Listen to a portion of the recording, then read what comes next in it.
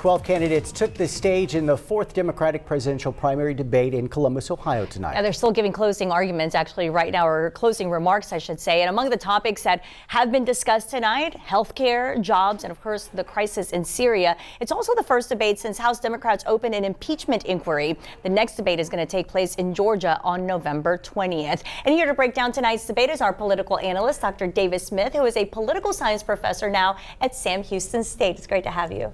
Thank you so much for driving all the way from Houston to be with us. Now, one of the hot topics tonight was obviously health care, and which seemed to have all the candidates kind of up in roar against each other. We have a SOT from one of the mayors, one of the candidates. Let's take a listen. A yes or no question that didn't get a yes or no answer.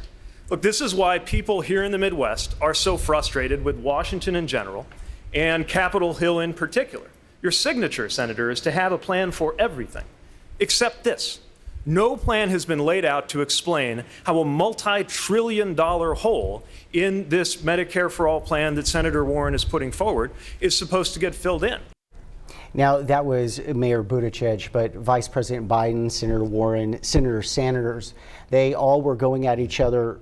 But Senator Sanders seemed to be the one that was transparent about his health care policy and that there are going to be taxes that are going to be raised. Was this a win for him? I think in a way, I mean, this is one of the key points for Senator Sanders is the fact that your taxes will go up under his Medicare for All plan, but really you're going to see almost a wash in his analysis of as you will no longer have premiums, you'll no longer have co-pays, but it's got to be paid for from somewhere, and that's going to be an increase, a slight increase. He doesn't really say how much in your taxes, and that's one of the things that the other candidates have been coming after Warren is because she's not saying exactly how it's going to be paid for, and it's kind of the lack of transparency in some ways, and you'll also hear some of them say, does she really know what she's offering? And so that's been an issue for many of the candidates, especially when it comes to how Senator Warren's going to pay for it. Now let's talk about the Texas candidates, Beto and of course Castro. Neither one really stood out tonight, even though each kind of had their own moment. But do you think they're actually going to make it maybe to the next debate? It's tough to say. I mean,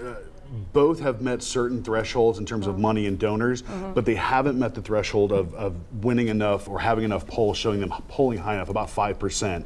But the other issue we have is, did they stand out enough tonight? Right. Beto O'Rourke stood out with Mayor Pete Buttigieg as he was going back and forth on gun control and how the guns are going to be taken back.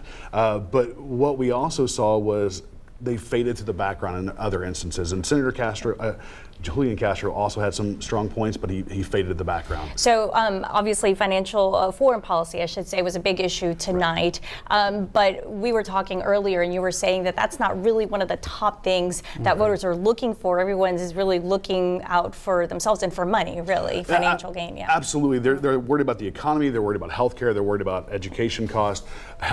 Foreign policy falls to the 11th most important issue for voters. It's not something on their market or on their radar right now. So, okay, and then the next debate in November, and of course I know you'll be here to help us break that down as well. So thank you, Dr. Smith, for driving all the way and joining us tonight. Have a great night. Appreciate it.